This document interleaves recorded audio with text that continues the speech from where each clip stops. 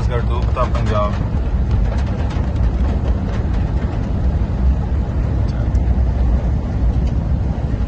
ये देखें भाई ज़वरुल्लाह रोड है और हर तरफ पानी पानी है। बैनर्स लगाए हुए हैं कि हमने पानी को कहीं भी जमा होने नहीं देना, लेकिन सूरत हाल ये कि आप देख सकते हैं सिर्फ ज़वरुल्लाह रोड है, साथ ही वासा का दफ्तर है, हेड ऑफिस है, जहाँ से आपको ये बारिश के अपडेट्स वगैरह ये आपको आ जाते हैं हर लम्हे। और फाइलों के अंदर आपकी सफाई बड़ी ज़बरदस्त है और कोई रोला नहीं है, कोई इशू नहीं है। आप देखिए इस बाइक वाले का क्या हाल हुआ, ये देखिए, जरा गौर कीजिएगा इस पर, ये देखिए।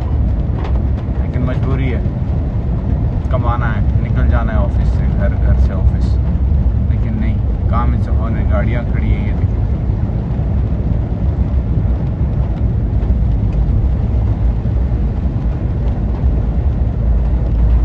गाड़ी खड़ी है और कोई काम नहीं, सिर्फ खड़ी है बस। ये देखिए, ये बेचारा है, अब ये इसका क्या कसूर है? ये देखिए, सारा दरिया रावी इधर आ गया, लेकिन हुकूमत टस से मस नहीं है।